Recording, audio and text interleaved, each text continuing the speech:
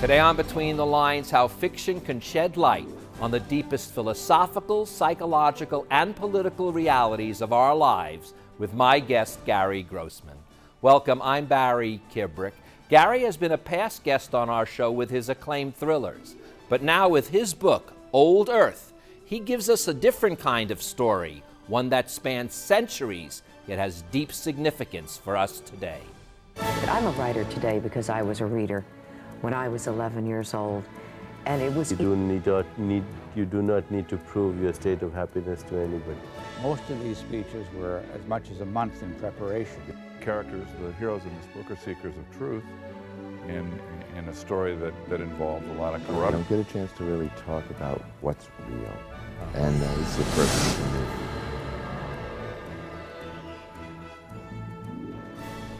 Gary, it is a pleasure always to see you. Welcome back to Between the Lines. Thank you. It's great to be here. I will ask you, in truth, I believe the water must have truth serum in it because you have people going to a place that no other show does. It's wonderful. I'm ready to be there, but what's in the water? Well, you're going to find out soon, because guess what we're going to do?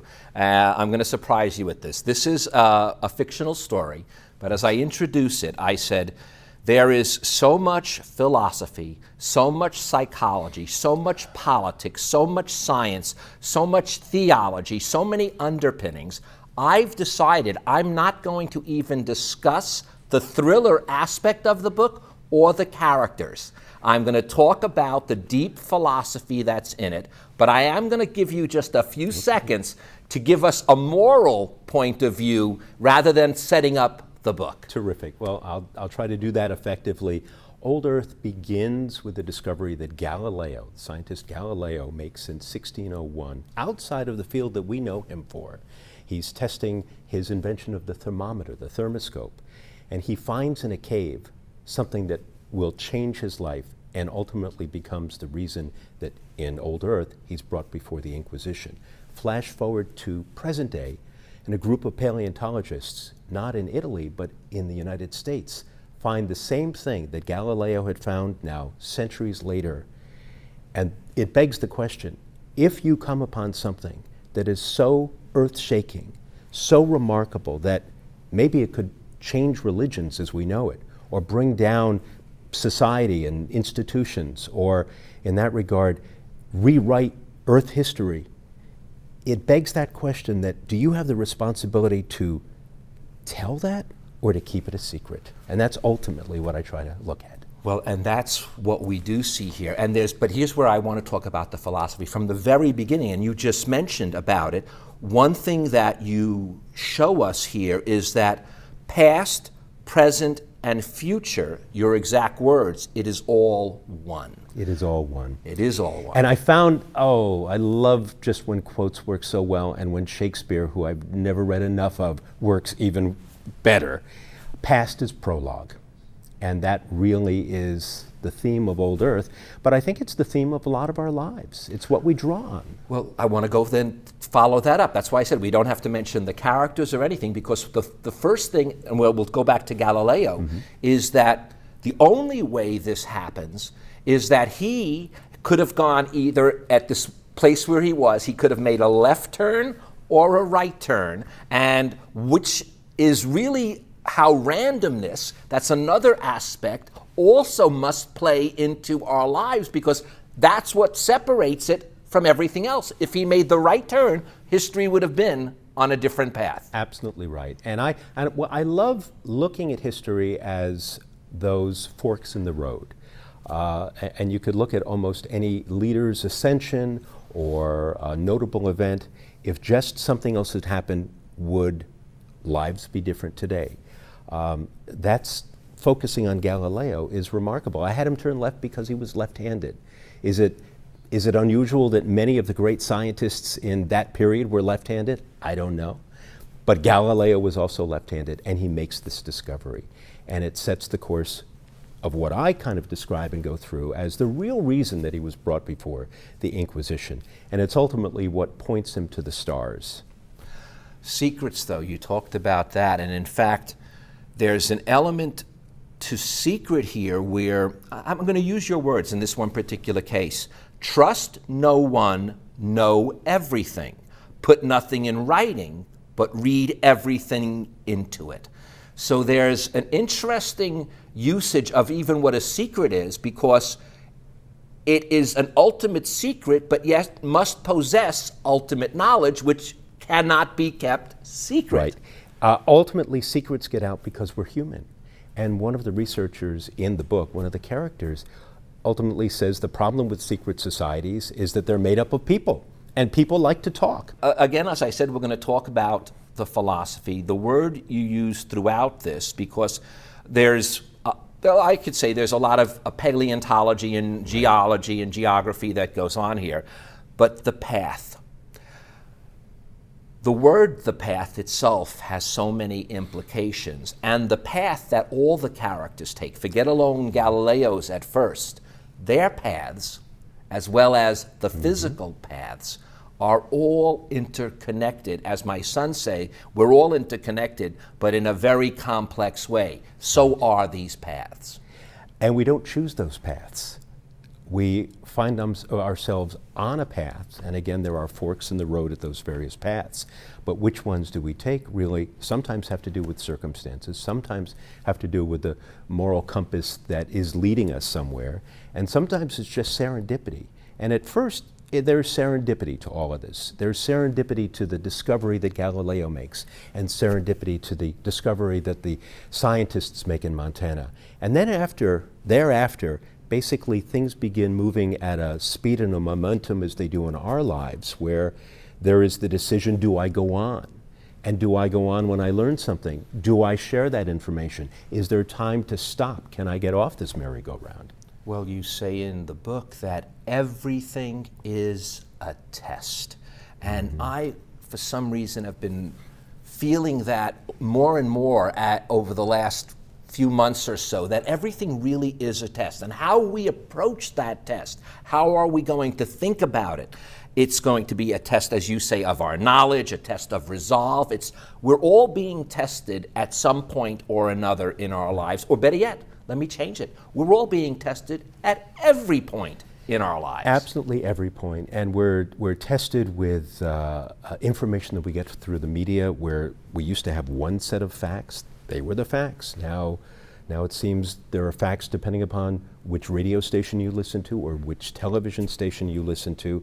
And even in Old Earth, I wanted to deal with that respectfully in the argument between those people who believe that the Earth is 7,000 years old, young Earthers, and the theory of evolution, hard to call it a theory, but evolution and deep time.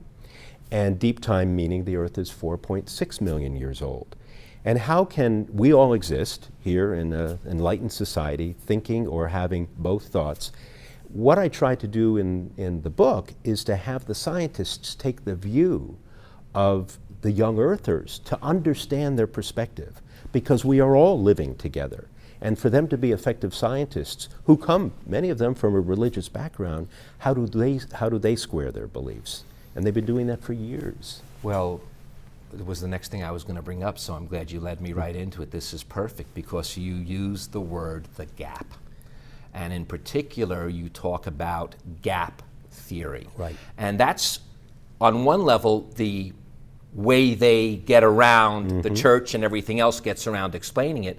But there's something to the gap as well that philosophically I am always interested in. And if you even look up the word gap, it has so many meanings. You describe it in the book. It could be a gap between spaces. It could be a gap between time. Gaps are what I always find, or those cracks in things that are where the real essence lies. Well, I had the character of a priest explain gap theory, and I found it very interesting because it might seem new. No, it's a couple of hundred years old and came from theologians in the 19th century, but it was a way to explain the difference between days and eons. And in the Bible, if you look at the number of days that it took to create the earth and bring us here, that can be looked at very strictly in a theological sense. But how does it square with the Earth being perhaps older than just days and weeks and months and years and 7,000 years? Well, the gap theory provides a solution. It basically indicates that there was a gap between the first and second verse of Genesis. And that gap, that period, that time, that span of time, could in fact be hundreds of thousands or millions or billions of years. And it allows both to coexist, which is, for me as a researcher writing the book, I love those kinds of discoveries where people have found a way to square their moral compass, as well as I mentioned before, but also their religious beliefs with science. And people are always struggling to do that. They struggled even with Galileo's Inquisition, realizing that that wasn't going to last forever, that period and that judgment, but this is what they need to do then. One of the key things that everyone in the book is seeking and everyone in life is seeking is purpose. Mm-hmm. And you use this line, reinvigorate the sense of purpose. There's something that is so important for us to continuously, by the way, reinvigorate. I don't think it's a one-time deal. It's a continuum. We always must reinvigorate our sense of purpose in this world.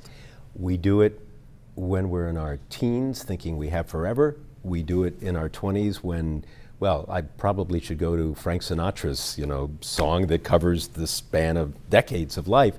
But we're always looking at that purpose that we have. And for the sake of one of the principal characters in Old Earth, Dr. Quinn Macaulay, he's an academician who's on a tenure track, and things aren't working for him. So he's looking at his sense of purpose and feeling, as a paleontologist, maybe he's even becoming a fossil.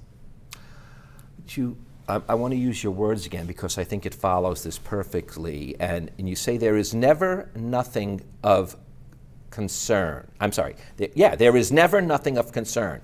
But how can we determine what has value if we don't take everything seriously? Just before we were even talking about that, as especially with new technologies and so much information, how do we make those determinations of what we should take seriously and what we end up, it seems like, talking more about that we shouldn't be taking seriously? In fact, I've noticed sometimes we end up in our media discussing almost everything that's not serious. Right. I just heard yesterday on news, and every day there are examples of that there's more noise than news, and we have so many means to hear that wherever we go. Just as people these days talk about, are they going to unplug or cut the cord on cable?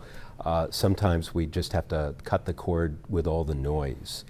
And yet, what lies beyond the noise, and maybe even beyond the news, is what I love exploring ultimately. There's a theme that keeps reoccurring in the book, and I'll give credit to where it belongs and also people who have used it. And it's a remarkable phrase: the absence of evidence is not the evidence of absence.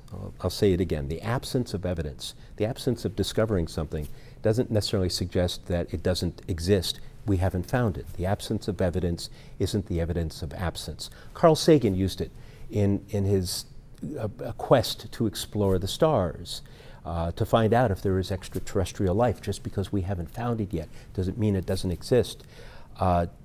Dick Cheney used it as a reason that we deserve to go into Iraq. Just because we haven't found weapons of mass destruction didn't mean they don't exist. Well, likewise, in this plot, as well as our lives, or that sense of discovery that you're talking about, just because we haven't found it yet doesn't mean that it's not out there. And that, as a direction for us, and for me as a writer, is just wonderful to explore.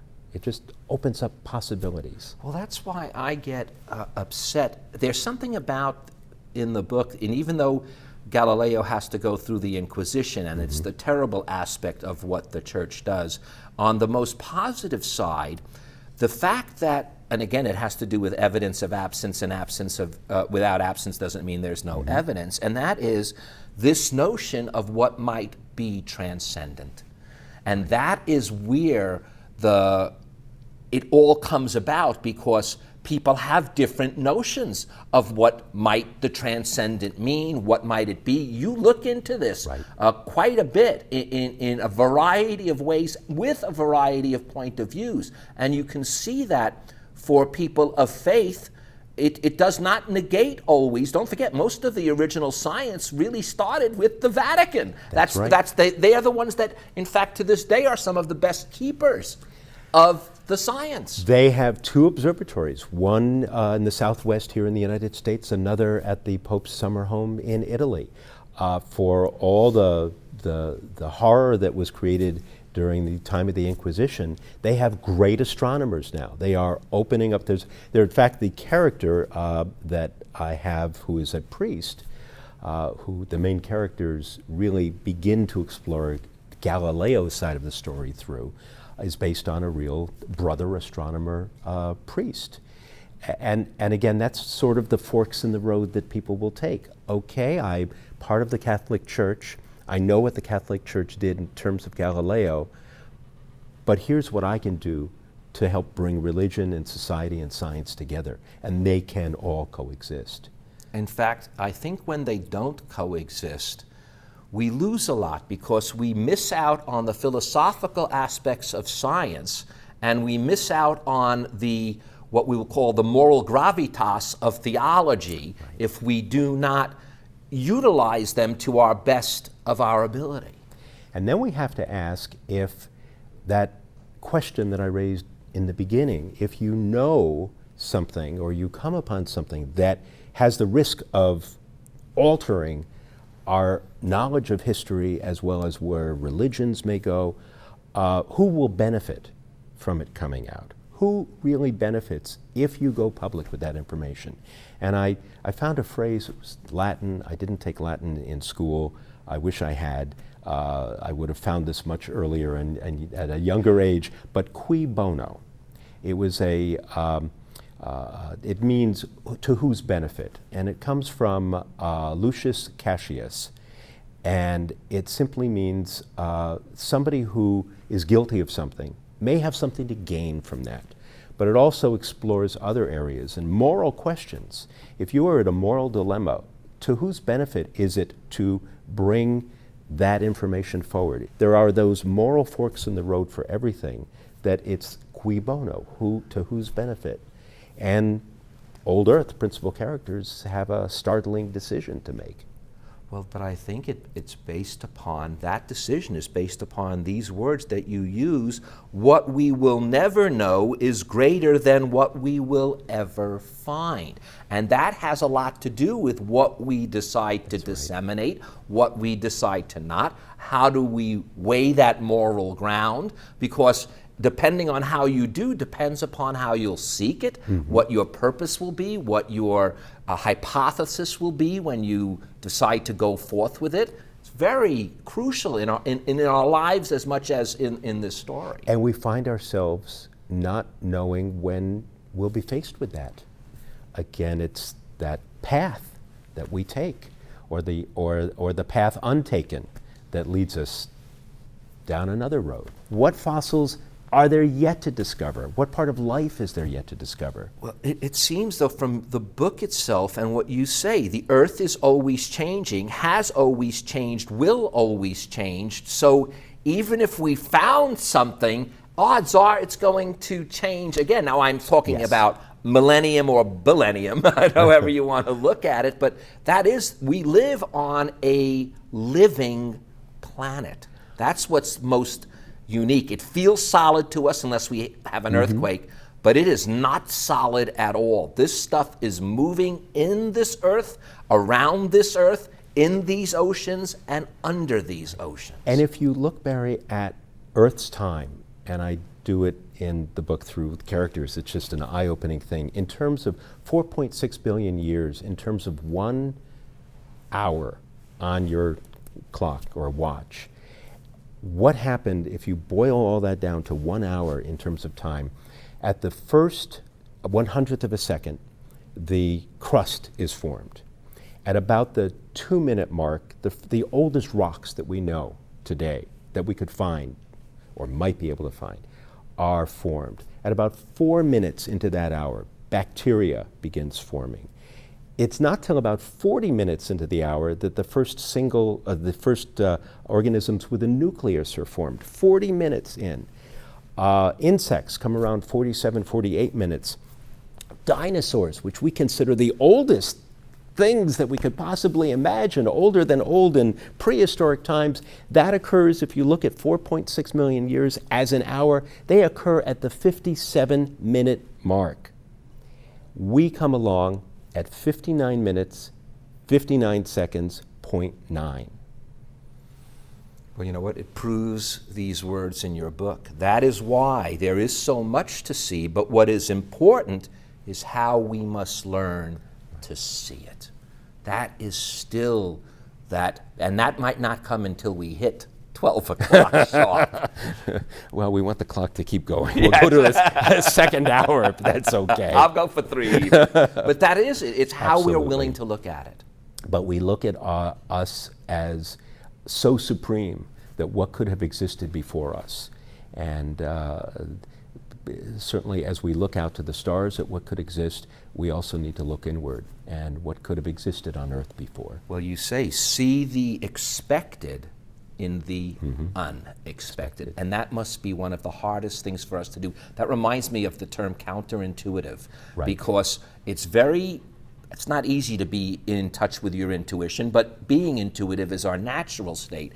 This seems to be able to see the expected in the unexpected, seems to require us to go in another direction. Thanks for picking up on that, because even today I was thinking, as I've been on before and talking about political thrillers and political reality, I've often tried to think the unthinkable, but with Old Earth, I really maybe was in a different area. I tried to think the unknowable. And how could I consider it now knowledge? Gary, I want to give out your website. I know you're the kind of author that responds to people, if you don't mind. It's real simple. It's your name, www.garygrossman.com. But I want to use these words to fill in some of it. We tread on the thin ice of critical beliefs, and that's the problem. All of us have these, as Richard Dawkins described, memes, critical beliefs, whether they're true, whether they're not, and we are on thin ice with them, and we have to go under and see what's really there. And not fall through and think that we're helpless. Oh, is that not the key? Oh, I want to go one more thing. Prime numbers, because that plays a role in here. And I know that we can always make up and play with numbers, but prime numbers are a very interesting thing in math, in science, physics, and religion. Absolutely. It was, again, one of the accidents while kind of going through Old Earth and talking with the editors at Diversion Books. I said, I needed something more. I needed something that was not only institutional, but was everlasting. And prime numbers, just to break it down quickly, they are the most mysterious part of math. They are numbers that the integer is it's only divisible by the integer 1 and itself. So take, for example, the number 1. You cannot divide it by anything else other than, 1, 3, 5, 7, not 9, because you can divide it by 3, 11, 13, 15. We know, by the way, there's about 1 trillion of them. You're not going to go through I'm not going to go okay. through all, and they've been plotted we way have out. gone out all the way. So how, in fact, go back to Carl Sagan and with the Voyager satellite that we sent out, how did we say we are here? Well, they used prime numbers to help show something that would exist, that we are an intelligent being here on Earth, for anyone who would find that later on. In the SETI experiments, in the search for extraterrestrial intelligent life in outer space, we're using prime numbers as messages.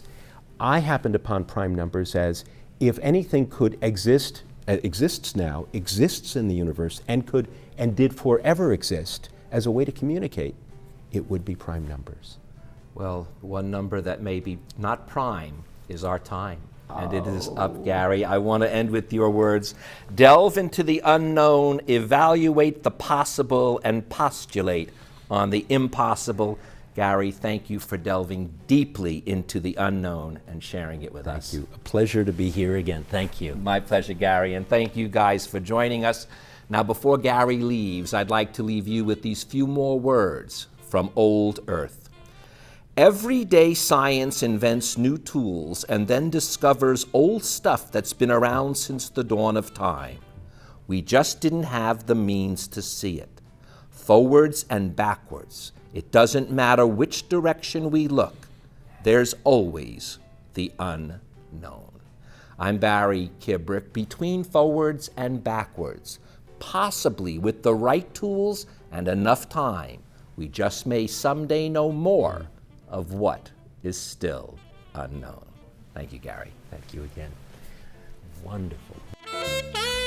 Closed captioning for Between the Lines with Barry Kibrick is made possible by your generous contributions to KLCS Education Foundation. Thank you for your support. To connect with Barry, like us on Facebook and follow us on Twitter at Barry Kibrick. And to contact Barry directly, watch past episodes of Between the Lines, and read his blog, visit us at barrykibrick.com.